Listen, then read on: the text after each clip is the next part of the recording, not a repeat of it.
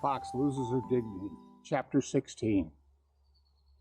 Now Uncle Billy Possum had passed the word along to Jimmy Skunk, Peter Rabbit, and Prickly Porky that old Granny Fox would be on hand at sunup to see for herself the strange creature would frighten Reddy Fox so. So she was going to be at the foot of the hill where Prickly Porky lives. How did Uncle Billy know? Well, he just guessed it. He's pretty shrewd. I mean, he's clever. Clever as Granny Fox herself sometimes. When he told her that the only time the strange creature that everybody's been talking about can be seen was at sunup, he guessed by the very way she sniffed and pretended not to believe it at all that she would visit Prickly Porky's hill the next morning, too. The old lady suspects that there's some trick, and we got to be very careful, warned Uncle Billy, as he and his three friends put their heads together in the early evening. She is done bound to come and snoop around at sunup, and Williams must be out of sight, all except in Brer Porky. She'll just come along the way she did this afternoon, from back of the hill instead of up along the holler. And Uncle Billy was quite sure. Old Granny Fox felt very sure for someone was playing tricks. So she didn't wait until Jolly Red Mr. Sun was out of bed. She was up at the top of the hill where Prickly Porky lives a full hour before sunup.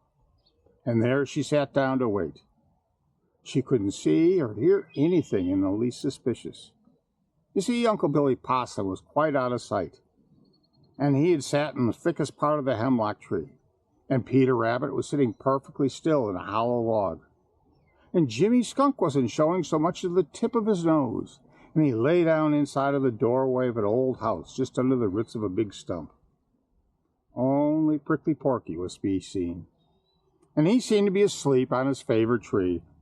Everything seemed just as old Granny Fox had seen it 100 times before.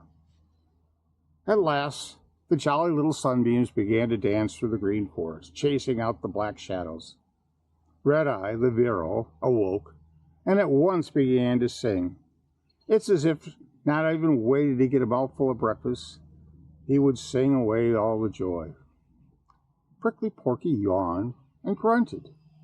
Then he climbed down from the tree he had been sitting in and walked slowly over to another, started to climb it, changed his mind, and began to poke around in the dead leaves.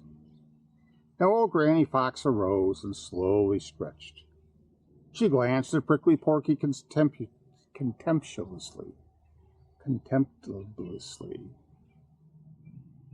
She had seen him act in this stupid, uncertain way dozens of times before.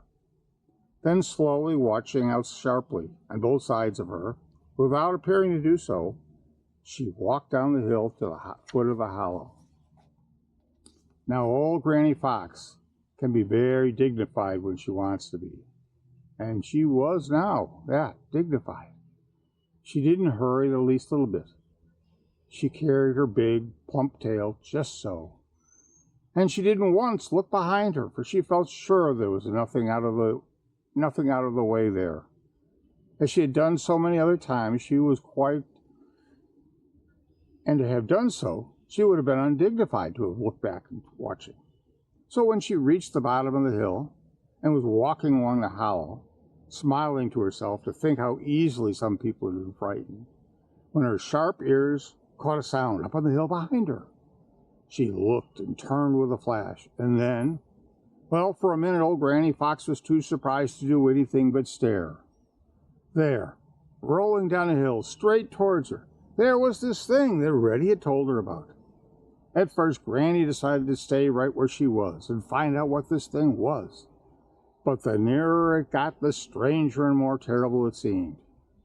It was just a green ball, all covered with dried leaves, and yet somehow Granny felt sure that it was alive. Although she could see no head, no tail, no legs, the nearer it got, the stranger and more terrible it seemed. Then Granny forgot her dignity. Yes, sirree, she forgot her dignity. In fact, she quite lost it altogether.